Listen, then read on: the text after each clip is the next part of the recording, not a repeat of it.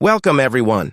Today, we have an incredible story for you, one that will inspire you, move you, and make you believe that nothing is impossible. Imagine this: a tea seller, a boy from a small town, not once, not twice, but multiple times, defied all odds and rose to become the Prime Minister of India, not just any leader.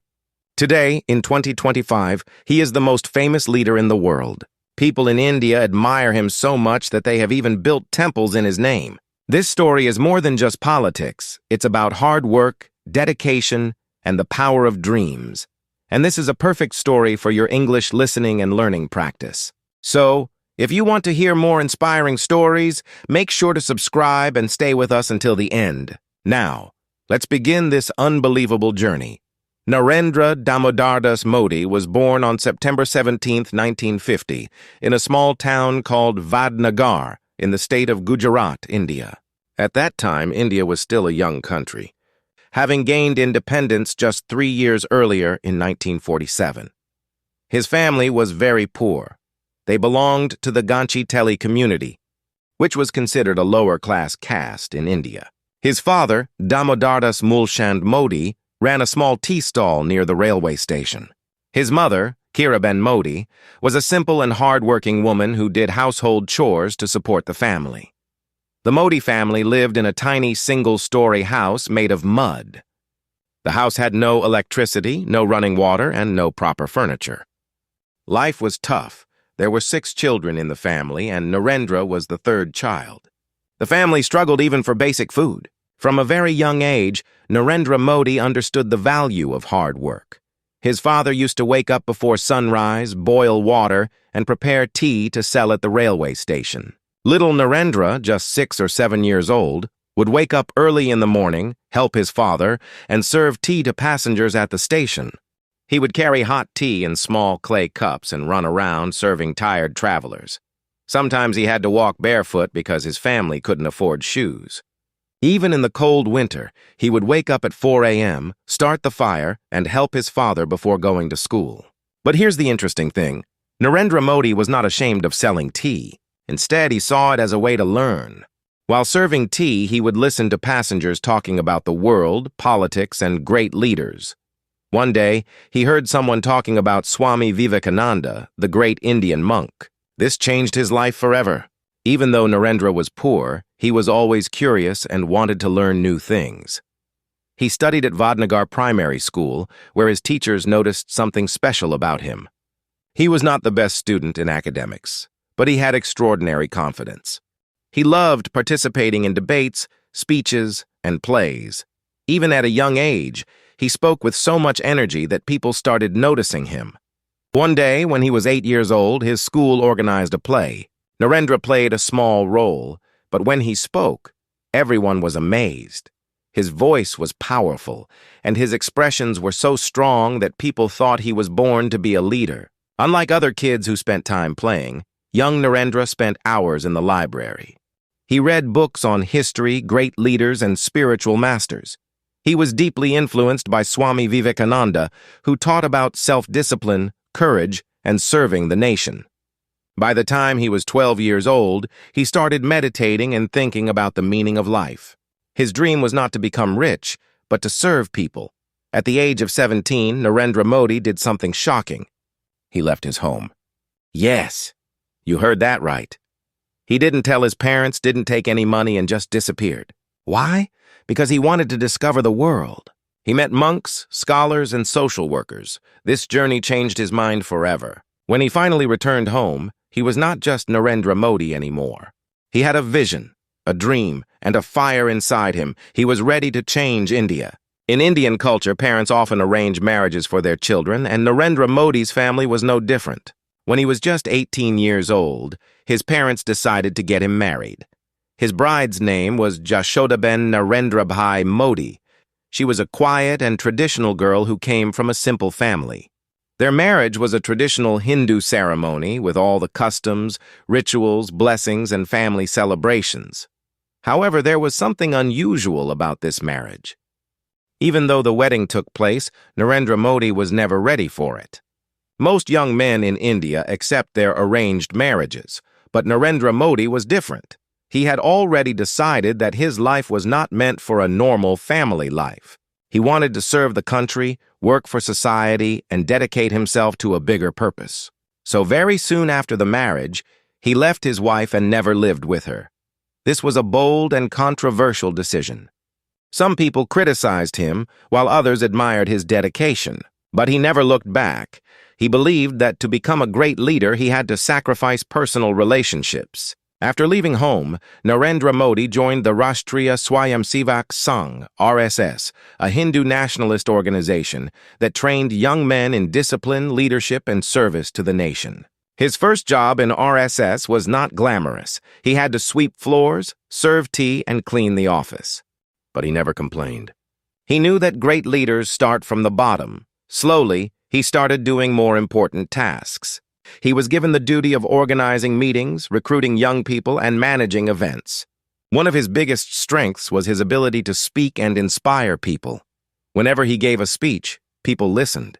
His confidence, strong voice, and powerful words made him stand out. The RSS leaders noticed him and gave him bigger responsibilities. He traveled across India, met farmers, poor people, and students, and listened to their problems.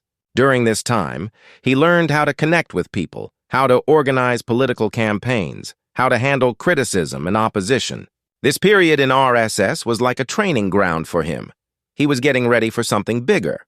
In 1975, something huge happened in India. The Prime Minister at that time, Indira Gandhi, declared a national emergency. This meant that all opposition leaders were arrested, newspapers were censored, and protests were banned. Many RSS leaders were also jailed. Narendra Modi went underground during this time. He lived in disguise, constantly changing locations, wearing different clothes, and using fake names to avoid arrest.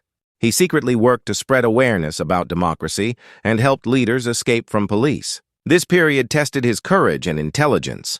After the emergency ended in 1977, he became even more popular among political circles. His name was now recognized, and people saw him as a fearless leader. After working for almost 15 years in the RSS, Narendra Modi was sent to work for the Bharatiya Janata Party, BJP. At that time, BJP was a small party struggling to gain power. But Modi brought new energy. He started organizing big events, political campaigns, and speeches that attracted thousands of people. One of his biggest successes came in 1995, when BJP won the state elections in Gujarat. This was the first step in Modi's journey to the top. In 2001, something unexpected happened. Gujarat's chief minister, Keshubhai Patel, had to resign due to health issues, and the party needed a strong replacement. Narendra Modi was chosen. At first, people doubted him. He had never held a government position before. But within a few months, everything changed. Under Modi's leadership, Gujarat started growing rapidly. He focused on building better roads and infrastructure, improving electricity supply, attracting businesses and industries. This was the time when he became famous for his strong leadership. Business leaders started praising him. People began calling him a development-oriented leader. But his journey was not smooth. In 2002, just a few months after Modi became chief minister, one of the worst riots in Indian history happened in Gujarat. A train carrying Hindu pilgrims was set on fire, and in response, violent riots broke out between Hindus and Muslims. Over 1,000 people died, and the entire state was in chaos. Modi was heavily criticized. Some people said he didn't do enough to stop the riots. Others accused him of supporting the violence. For years, this event haunted his political career. Many thought his journey was over, but Modi did not give up. Instead, he focused on development and economic growth, trying to rebuild his image. Slowly, Gujarat became one of the fastest-growing states in India, attracting investments from big companies. People saw how Modi transformed the state despite the challenges. By 2012, Narendra Modi was already one of the most famous leaders in India. He had been the chief minister of Gujarat for 11 years, and people were talking about how he had changed Gujarat. Some people loved him, calling him a strong, visionary leader. Others still criticized him, especially for the 2002 riots. But no matter what people thought, one thing was clear. Modi was now a national leader, and something even bigger was about to happen. In 2013, the Bharatiya Janata Party, BJP, was looking for a strong leader for the 2014 general elections. The party needed someone powerful, confident, and popular, someone who could win the hearts of millions of Indians. And for many people in the party, the best choice was Narendra Modi. But this decision was not easy. Some BJP leaders did not want Modi to be the candidate. They thought he was too controversial because of the Gujarat riots. The opposition parties strongly opposed him. They said he was not fit to lead India. Many news channels criticized him and tried to stop his rise. But Modi was determined. He was not someone who gave up easily. In September 2013, BJP officially declared Narendra Modi as their prime ministerial candidate. And that's when the real battle began. Narendra Modi started his biggest ever political campaign. He traveled all across India, covering hundreds of cities and villages. He gave thousands of speeches, promising people a better India. He used social media like Twitter and Facebook to reach young people. His team created powerful slogans like Ab Ki Bar Modi Sarkar, this time Modi's government. People connected with him because he was not from a rich political family like many other leaders. He was a common man, a tea seller who had worked hard to reach this position. And his message was simple: good governance, economic growth, development for all. The more people heard his speeches, the more they believed in him. By the time Election Day arrived, something was clear. India wanted change. On May 16, 2014, the election results were announced. And the results shocked everyone. BJP won 282 seats, a clear majority, first time in 30 years. Congress, the ruling party, had its worst defeat ever. Narendra Modi had won by a huge margin. On May 26, 2014, Narendra Modi took oath as the 14th Prime Minister of India. From a tea seller to the most powerful man in India, his journey was now an inspiration for millions. But becoming Prime Minister was just the beginning. His real challenges were about to start. When Modi became Prime Minister, India had many problems. 1. Corruption. Many government officials took bribes. 2. Slow economy. There were not enough jobs for young people. Poor infrastructure. Roads, electricity, and sanitation needed improvement. 4. Terrorism. India faced security threats from terrorists. Modi had big promises to fulfill.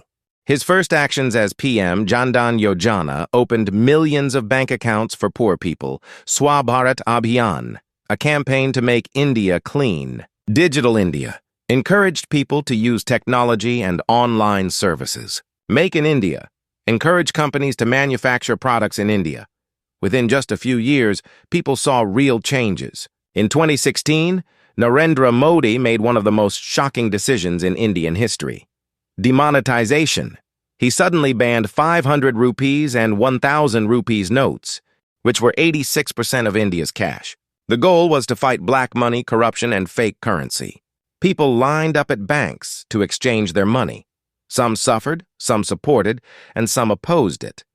The decision was bold but controversial. It had both good and bad effects, but it proved that Modi was willing to take risks. By 2019, Modi's popularity was still very high. People still saw him as a strong leader. The Pulwama terror attack and India's response in Balakot airstrikes made his image even stronger. When elections were held in April-May 2019, the results were again historic.